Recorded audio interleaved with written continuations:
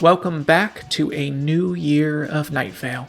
Back in 2015, Welcome to Night Vale did our first huge tour of the country, 3 full months on the road, from Maine to Miami, from Dallas to Portland, from Atlanta to Minneapolis. And the script we toured that year was called The Investigators, a show that we road tested to perfection. Everyone in the cast really found every fun moment in that show. Now on February 11th, yes, this 11th, we are performing The Investigators for the first time in 6 years as a live stream direct to your home, with live Cecil Baldwin, live music by Disparition, live weather by Eliza Rickman, and guest performances by Meg Bashwiner, Desiree Birch, Hal Lublin, Symphony Sanders, and Mara Wilson.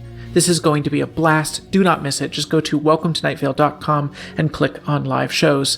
Also, as you may have heard a couple of days ago, I co-wrote a memoir with Meg Bashwiner, who is the voice of the credits of Night Vale and our live MC. The memoir is called The First 10 Years. What we did is we took the first 10 years of our relationship and wrote about each year separately without consulting the other person. So, it is a single love story from 2 entirely different points of view, covering those wild 10 years where Night Vale blew up and we found ourselves touring the world together. You can learn more and pre-order that at tinyurl.com/first10years, all spelled out, no numbers. So, The Investigators live stream on the 11th and the First 10 Years memoir. Let's get to the show. And hey, we can do this. A horse is a horse, of course, of course. Of course, that's a horse. Don't look too closely. Welcome to Night Vale.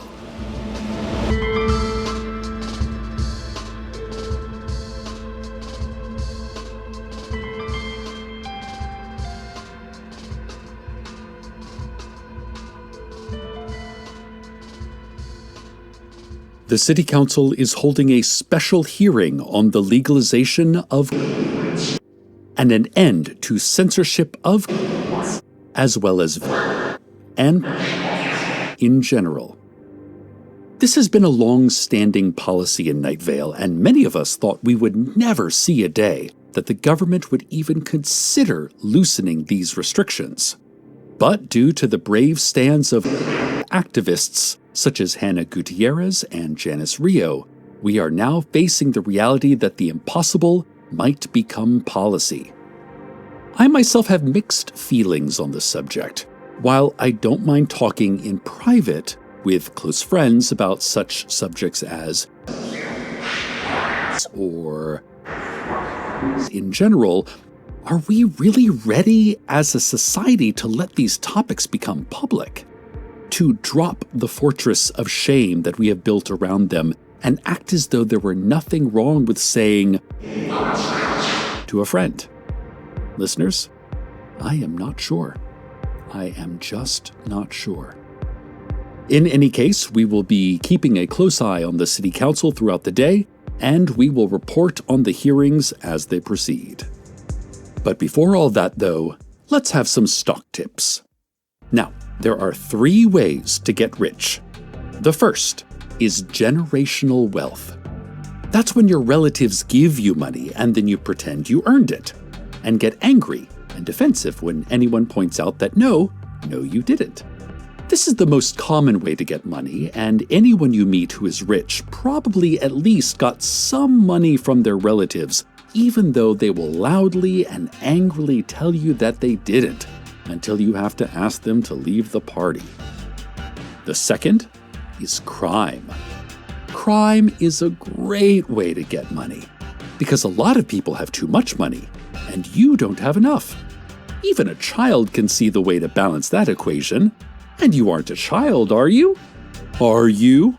Are you a child? Are you 5 years old today? Is it your birthday today and you've gone around the sun 5 big times? Good for you. Happy birthday, little one. The third is sheer luck. Now, this is the rarest, but it does sometimes happen. People who get their money through luck will be even more defensive than the generational wealth people, and will probably yammer on at you about how many hours they worked and how no one gave them a break or some made-up junk like that. Luck doesn't make you interesting, unfortunately. It just makes you lucky. So, those are the 3 ways to get rich. As for the stock market, Ugh, I don't know. Mutual funds, I guess? Are those a thing? Yeah, look into mutual funds. Probably. Now let's take a second for Cecil's Music Corner. I know I'm not a connoisseur like Michelle Wynn over at Dark Owl Records. And I don't have a fun cover band that plays 90s hits every Friday night at the Pinkberry like Steve Carlsberg. But I still have ears. I still can listen to a song and think, wow, that sure is music. So today, I wanted to shine a light on one of the more obscure songwriters of the last century. You may not know Bob Dylan by name, but he's been behind some groundbreaking work, like Green Day's Dookie, which he produced and co-wrote. Not to mention the music he put out through the early 2000s under the stage name Kelly Clarkson. But I don't want to talk about his hits. I want to highlight some of his quieter, more personal work. Consider The Trample at Bone Creek, his 15-minute-long narrative ballad that describes the titular event in truly excruciating detail. Or his lovely campfire sing-along, Oh, to be a Farseer. And he had a sense of humor, too. I bet you can't listen to the writhing creatures under my skin forming strange words blues without laughing and laughing and laughing till it hurts. Until it hurts very much. Until you are gasping in pain, until the muscles stretch and tear with your laughter. When considering getting into music, don't just think about the big names putting out big songs. Think about the unheralded, independent folks, too, doing their quiet work in some quiet corner of the music world. Like Bob Dylan. This has been Cecil's Music Corner. The City Council hearing on has commenced with expert testimony from meteorologists and agents of a vague yet menacing government agency. The meteorologists all said a lot of academic jargon like, "Why are we here?" And, "Wait, you want me to talk about..." What specifically about? And, "Why is everyone screaming in horror every time I say the word, wait, don't take me away, no, help, oh God, help!" And stuff like that. Honestly, I had trouble following it. Rich Mays, an agent of the vague yet menacing government agency, was much more direct and clear. "Listen, folks," he said in a voice that soothed like lavender and cracked gently like a leather bookbinding. "We all want to be able to say all sorts of things, right? Me, I'd like to be able to say that the sky itself is a flimsy bit of plywood painted to hide us from the terrifying truth of what is really up there. But I can't go around saying things like that, can I? It would cause a panic. There are rules to what we can say.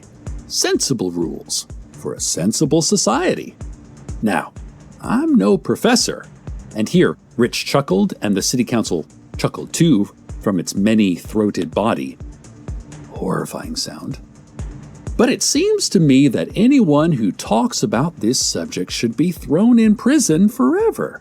Now, that's merely my opinion," Rich concluded. Then he smiled and winked, and the city council cooed in delight. The Glow Cloud, which is, of course, exempt from any censorship because no one in the city or federal government can figure out the jurisdiction or how it could possibly be enforced, hummed and flashed various colors in the viewing gallery. No one was sure what it thought, and everyone was afraid to ask. Meanwhile, protesters outside waved signs about the hearings, but the signs had been heavily censored by the sheriff's secret police, and so it wasn't clear what their message was. This all seems quite an uproar. I'll keep my eye on this and report back when I have more. And now a word from our sponsors. Today's show is brought to you by Clorox. Thinking of wiping away your sins? Try Clorox. It doesn't matter what you used to do, who you used to be, what kind of terror lives in the shadow of your memory. You can move on. Can leave it behind. You can enter a world so pure and clean that the past can never, ever touch you. All you need is Clorox.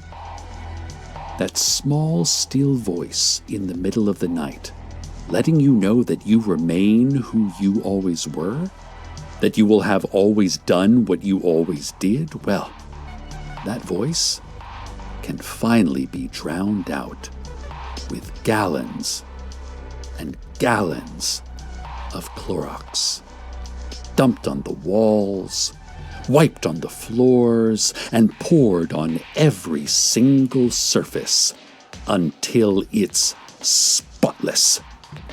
Until you are spotless. Clorox, you will be born anew. You will be clean. This has been a word from our sponsors.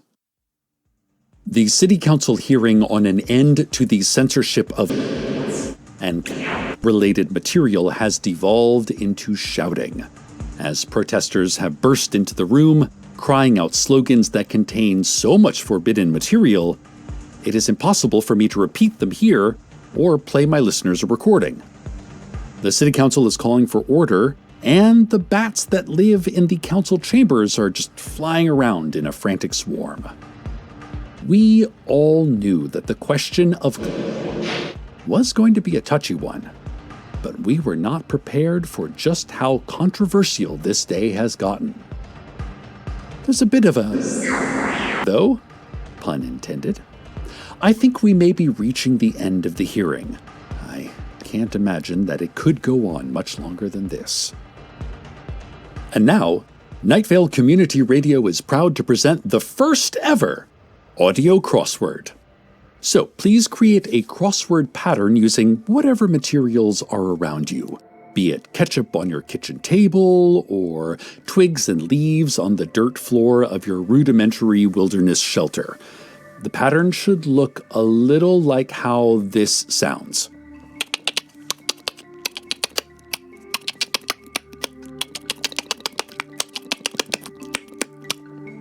Got it?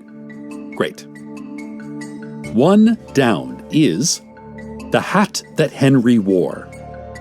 One across is that fleeting feeling after lunch. Two down is a basket made from this material can safely hold fear. Two diagonal is a tired dog, shortly. Three down is Lee Marvin. Oh, I'm sorry, that's the answer. I forgot to think of a clue for him. Three up is Lee Marvin's favorite flavor of ice cream. Four down is a very long tooth, abbreviation. Four down on the Z-axis is that special birthday treat. And finally, 5 down and 5 across are the same, and they're both your secret name. The one you've never told anyone, that you've spent your whole life running from, that you've been terrified anyone would find out. So just put that name in both boxes. Great. They know who you are now. And unfortunately, it is only a matter of time before you know who they are. They're already on their way to collect you. They're almost there. I hope you had fun. This has been an audio crossword puzzle. The City Council hearing has turned into an all-out brawl, with supporters grappling with deniers, and the City Council itself bounding, howling through the fray, a flurry of claws and teeth and wide, wide eyes. The sheriff is trying to restore order, and they are doing this by hitting people indiscriminately with a heavy club, and sometimes kicking them. A calm and sober tactic they hope will inspire everyone to calm down. Oh, I never thought I'd see such chaos in my town, a town that is usually so quiet and safe. I guess all those people that made discussion of illegal all these years were right. Look what happens when we try to talk about them. Oh, but wait. The city council is regaining the podium and banging gavels with 8 of its 17 hands. Enough! It cries. Enough! This is tearing our community apart! We hereby declare that it is legal and not subject to any censorship to talk about clouds. Hold on. I wasn't censored there. Clouds. Thundercloud.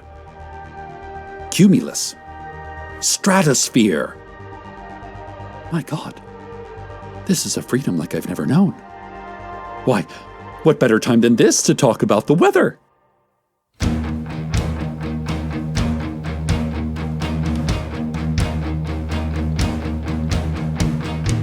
Deep in this family tree, you'll find ancestry from a time where freedom was the darkest joke.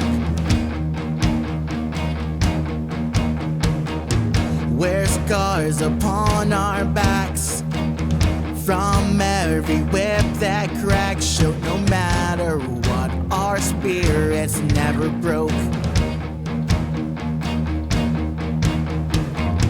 We marched for miles to live, laugh, love without vindictive subplots, for our story still goes on. But still the melanin is viewed a greatest sin in the eyes of this social phenomenon.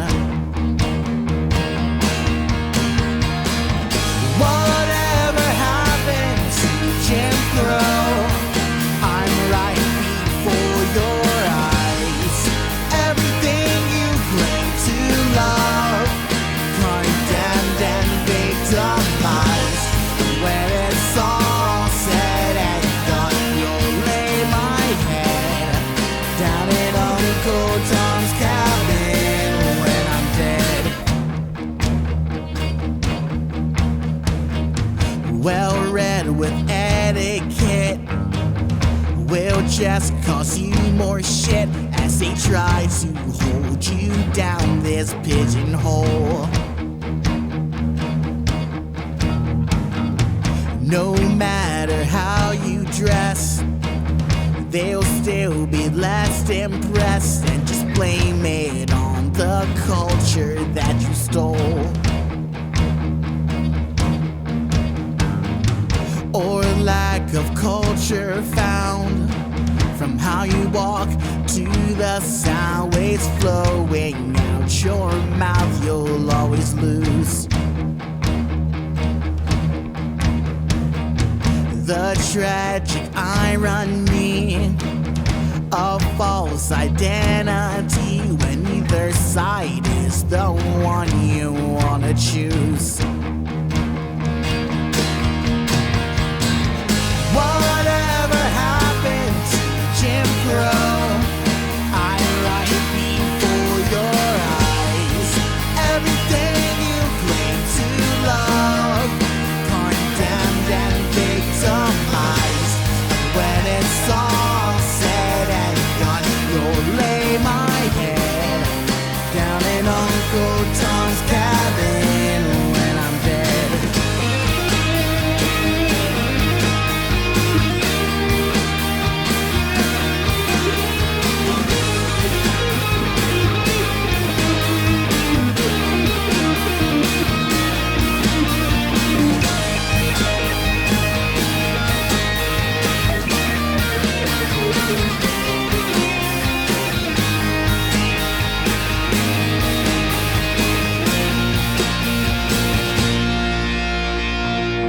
There is no in-between in this society, either too much or you'll never be enough.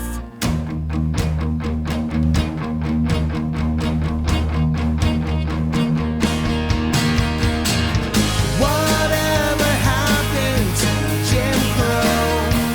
I'm right before your eyes. Everything you claim to love,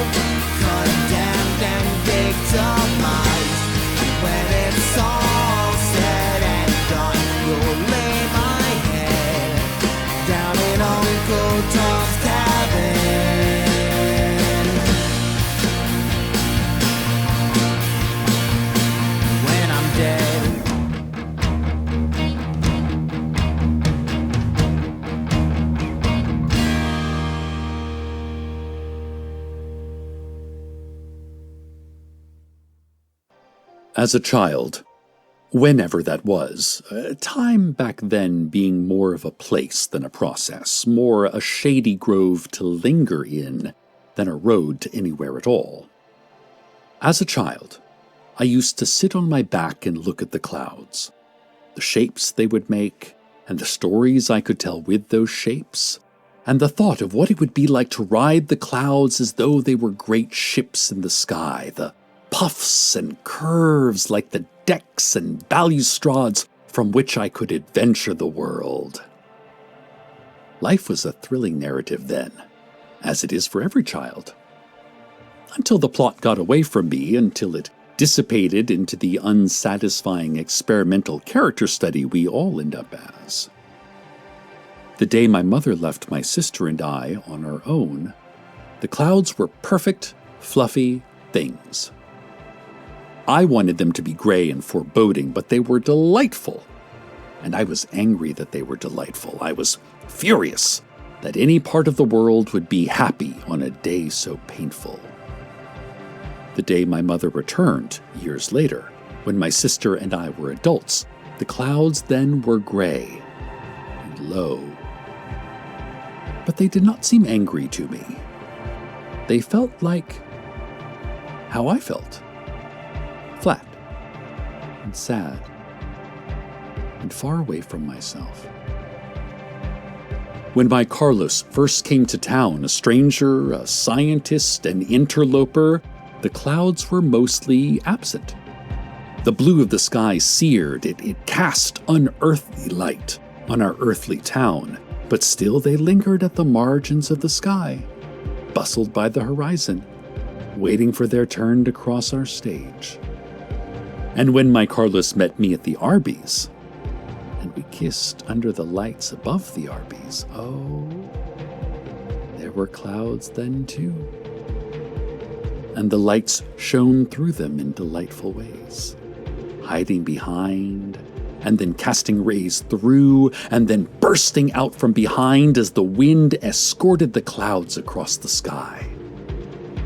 And when my Carlos married me, in front of the whole town and every eye that watches us implacably from space, there was only one cloud. And it stretched long from one side of the sky to the other, an unbroken line of vapor that I took to mean the unbroken line of our love, but that, of course, is just my projected narrative. A cloud does not have a narrative. It exists perfectly in the moment and for the moment. Then our son came to us, and on the day he arrived, the clouds were arrayed in ranks like toy soldiers for his delight. Smudge after smudge, like a Georgia O'Keeffe landscape, like sheep on a meadow. And our son squalled, and we laughed because the sound would become a difficulty, we knew, but in that moment, it could only be a joy. And today, well, today I look outside, and there the clouds are, lofty, small, and carried constant by the winds of the upper atmosphere and disappearing over the horizon only to arrive again over the opposite horizon. A swirling landscape, a busy backdrop to our inconsequential lives. Clouds don't matter much, I suppose. Not being able to talk about clouds doesn't matter, but to have some part of your life taken from you, no matter how small, to have it suppressed, to have to constantly work around the clouds in the sky, it takes a toll. And now I feel such freedom and joy. And I say, look at the clouds in the sky. They mean nothing, and yet they are there, and they are pretty. Isn't that nice? Stay tuned next for our special radio drama broadcast of Journey to the Center of the Earth, presented on location by the Mole People Players. And from one cloud seer to all cloud seers out there, Good night, Night Vale. Good night. Welcome to Night Vale is a production of Night Vale Presents. It is written by Joseph Fink and Jeffrey Craner and produced by Disparition. The voice of Night Vale is Cecil Baldwin. Original music by Disparition. All of it can be found at disparition.bandcamp.com. This episode's weather was Whatever Happened to Jim Crow by Black Guy Fox. Find out more at facebook.com/blackguyfoxmusic or at blackguyfoxmusic.bandcamp.com. Comments, questions, email us at info@welcometonightvale.com or follow us on Twitter at Night Vale Radio. Or go outside into the cold air and pretend that it's refreshing. Check out welcometonightvale.com for info about our live stream for our 2015 touring show, The Investigators, happening soon. Today's proverb. So sometimes you write an episode in early December, and then it turns out that the episode reflects a number of January news stories in ways that you could not have intended because they didn't exist. But it's just that we all live in Night Vale now.